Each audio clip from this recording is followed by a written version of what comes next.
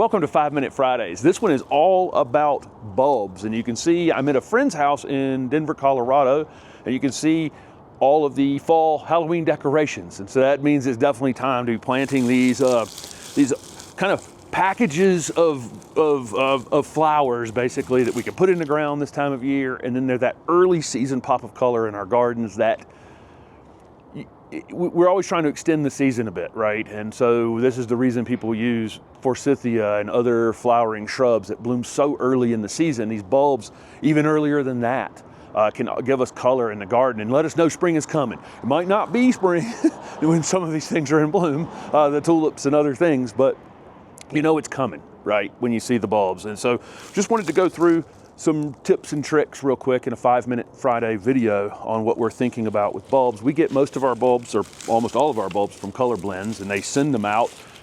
One thing, typically at the appropriate time to be putting them in the ground for most folks. So you typically order them during the summer, early fall, and then they'll send them to you at the time that it's time to plant. If you're in the deep south, you might want to be thinking about, there's a tab on the Color Blends website for southern bulbs. And so I think it's kind of important because they need some time to chill. Most of the bulbs need at least a short period of time where they have some cold hours to kind of reset themselves. So these things evolved in colder areas to not be tricked by spring, not come up too early, and be fooled by a false spring. So they need a certain amount of hours that they stay below a certain temperature in order to then come up and, again, not be tricked by that up and down thing that we typically have during the winter time. Daffodils tend to be amongst the best southern bulbs for us to use overall, and you'll see that if you're looking for the southern bulbs on the Color Blends website, you'll see lots of daffodils because they tend to need a shorter amount of rest during the winter time. It's best to buy your bulbs as early as possible in the season and then get them stored in some way at your house in a cool, dry area. They're sitting in those boxes in those stores for a long period of time. And when they come out of the ground in Holland, wherever they're coming from, they're starting to die. Okay, so this bulb has everything it needs stored through the winter time, but in a dry building with the heat running or whatever's happening, they're drying out and they're losing that moisture, and they're going to potentially be less vigorous or even rot or die. So the best thing to do is get a hold of them, store them in some sort of bag like this. There's a reason they come in a bag like this. If I put this bag in, you'll buy them at the store, and then they'll take this bag and put them into a plastic bag, and then you go home and leave them in the plastic bag. There's moisture in that bulb, like I'm saying, that sweats and then rots inside that plastic bag. And so you want to get them in a bag like this. If they need refrigeration, and some bulbs are going to need to be pre-chilled in your area. Like if you're trying to grow tulips in the deep south, they actually need to be pre-chilled before they're planted, and they're typically more used like annuals in the deep south, but you need to put them in the refrigerator for some period of time. You can look up on a bulb by bulb basis, whether or not you need to pre-chill them. We're going to put a few in the ground here at my buddy's house, and when he's going to he's going to end up planting the rest of these. We've got some Kedron daffodils and some Carlton daffodils that are going to be used out here. A couple other points on cold treating them or storing them. Again, a cool, dry place, maybe in a garage or something like that, until you get a chance to get them in the ground, or it's the appropriate time to put them in the ground.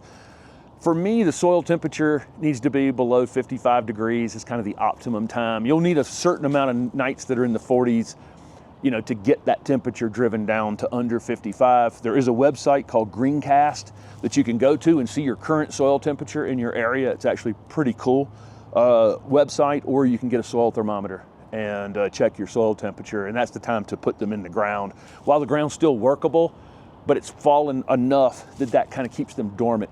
If you're putting them in the refrigerator to cold treat them, make sure you're not storing them with fruit, especially apples. There's a chemical exchange that can happen that can damage your bulbs. Also, you can go in there, if they're in the refrigerator for 5 or 6 weeks or something, you could go in there and just kind of check on them and see if you see any rot, any black spots on them. You can just kind of turn the bag around, see if anything's going terribly wrong in that bag, and you may have to throw a few out. Potentially, if they have stayed too moist or something like that. You want to always get the bad ones away from the good ones as quick as possible before anything spreads In terms of exposure in the garden, a lot of these bulbs like daffodils, they'll point toward the sun, and the sun tends to track in the south. It's moving, of course, east to west, but it tracks in the south, and that flower will typically track a little bit to the south. Okay, so think about that where you're putting them in your garden. If you put them on the wrong side of your garden, potentially, they're gonna be facing the neighbor and not you, the vast majority of them. So that, that's an important thing to think about with the ones. Tulips don't matter because they just stick straight up, and you see them the same all the way around. They do need sunlight, but my buddy's got these 3 giant honey locusts out here, which are deciduous trees. So this is a part shade or shady condition during the summertime, but at the time of the year, these bulbs need sun. It's sunny out here, and that's what matters. And that February, March, April period of time, okay? So he had prepped this bed in terms of prepping to plant. Out here in this lawn area, it's hard as a rock, okay? And if I was going to be planting bulbs into this lawn area, which there are some bulbs that you can do that with, I'd probably want to dig the holes, and you can be dug with a trowel if it's easy digging, some sort of narrow shovel, or obviously a bulb planting drill bit, which I don't have one with me here in Denver right this minute to show you, but you can drill the holes. If it's in some space like this that's never been amended, or it's hard clay or something, I might mix a little compost in, as I'm going along. He actually has this area back here where he had put down a layer of cardboard and then put down these wood chips, and this soil down here is amazing difference. I couldn't stab this trowel in here if I tried over there, but right here, I can stick the thing all the way down in the ground. Just doing that. Just this wood chip thing, has changed this soil in 2 foot difference right there, where I can do that. And so when I dig an individual hole here, there's already a compost layer down there that's going to get mixed in. And so that's all I really need. So I just want to pull back, Steph, if you'll get a little bit closer. So I just want to pull back some of these wood chips that he's put out here. Okay. And if we pull out one of these daffodils, it's easy to tell the top of the bulb from the bottom of the bulb. The pointy end is the top of the bulb on the daffodil, but there are things like anemones that look like little rocks, and it's much harder to tell the bottom from the top. You can see where the roots were on it last year, and the foliage and flowers were on it last year. Easy to tell on most, but things like anemones look like little rocks. And but if you examine them long enough, typically you can tell what was the bottom. You can see the remnants of where the roots were. If you can't tell, just plant it on its side, and it'll actually, believe it or not, be just fine. But for these, they're pointing up. I typically want to put them in the ground 2 to 3 times the height of the bulb.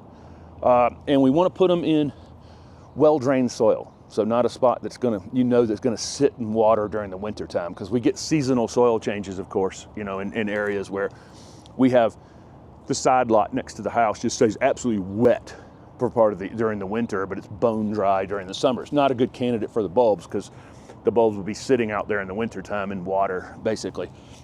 But I can just take, this trowel and get down here where the top of the bulb is going to be about 2 times the depth. Of course, this is much harder than it would be. They got this sandy clay here in Denver. It's interesting. It's an interesting soil. It clumps together like a clay, but if you do this long enough, it breaks apart like a sand. It's kind of interesting. It's a really interesting soil to call something sandy clay, but would probably be the best description of it. This is much easier with a drill bit. So, this is just for demonstration purposes. Top of that bulb's going in, up above there. Steph can get to where she can see it. And then we can do this individual bulb thing, or I could just take this shovel, any shovel, and dig out a big area here and just put them in and then backfill the thing, being careful not to knock the bulbs over in every different direction. But so I could group plant them all at once. It's obviously up to finances and up to what you're trying to achieve and what speed as to how dense you would plant these bulbs. It's going to say on the label how far to plant them apart. It says 4 inches apart, 6 inches deep on this particular bulb. And so, and deep, by deep, it means the bottom of the bulb, okay? If you're reading that label. You can put them slightly closer if you want this to just look like it's been here forever, or you can put them slightly further apart, and over the years, they'll kind of colonize and fill in. But all I do is backfill over the top with that soil that's got a little bit of compost mixed in with it, tap it down, get this wood chips back on top of it. It won't have any problem coming up through that in the spring. A few design thoughts here is making sure that you're looking at the height that each bulb gets, and then staging them where the shorter bulbs are obviously in front of the taller bulbs. We have a lot of our spring flowering bulbs in Raleigh planted with our herbaceous perennials. So they come up earlier, right, and they bloom, and then that foliage doesn't look that great for a period of time, but you need to leave that spring foliage on these daffodils and tulips and all these other bulbs to allow that bulb to kind of rebuild its energy from blooming. You need to leave that in place, but we have these other herbaceous perennials that come up around them and kind of mask it a little bit, so we're not staring at that foliage as it dies back to the ground, which we need to leave in place. Another thing you'll notice on this bag from Color Blends here is it says the Kedron daffodil bloom time is early to mid-season. For a daffodil, for us in Raleigh, that's probably going to mean March, something like that. Early ones can bloom as early as February in our area, depending on the weather, and the later ones toward the end of March, early April. So if you can go on the Color Blends website and see the early, mid, and late blooming daffodils or whatever, so that you can stage out the timing a little bit more. If I get them all that bloom at the exact same time, they're going to be bloomed and done. If you were visiting our garden in Raleigh from February to April, you would see blooms on bulbs over that entire span of time. So that's something we've been thinking through, and again, checking the heights for them as well. Maintenance-wise, watering, it's extremely, it's dry everywhere right this minute. It's kind of a theme, in some of our travels we've been doing right now. When you put them in the ground, I would water them in well. They don't typically need any ongoing watering from that once you get them settled in, but if it's extremely dry at the time you're planting them, you may want to think about going back out and watering them. We fertilize our entire garden once a year with an organic fertilizer in the spring. You bought this bulb, it already had everything it needed to bloom this next year. Okay, it has everything at this point that it needs. What it's going to need in the spring from you is plenty of sunlight, so you put them in a sunny area so they can gather up that sunlight like a solar panel and rebuild that bulb in the spring. And it's going to need available nutrients in the soil during that period of time when it's actively rooting out into the soil. So we're fertilizing with an organic fertilizer very late, early spring, or very, very late winter with an organic fertilizer. You'll see a lot of things about adding bone meal and other things to your soil. I would not add any nutrient like that or anything to your soil without it being based on some sort of soil test. And so for me, I'm just going to use a general fertilizer in the late winter once a year in these areas, and I just address the entire bed.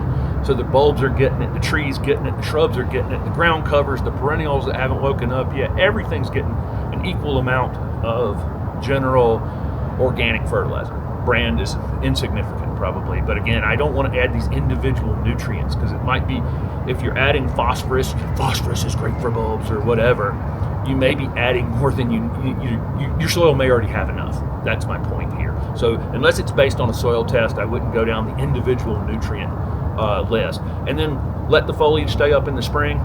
Let it die back naturally, even if it's unsightly for a few weeks. Again, I would encourage you to plant other things that come up within them so that, that some of that is masked. But other than that, they're just a straightforward, kind of easy way to add some color to your garden that extends the season. We're always looking to extend the season for the amount of time that we can enjoy our garden, and bulbs definitely do that. So thanks for following these 5-minute Friday videos. Again, they're all likely going to be longer than 5 minutes. Thanks for watching.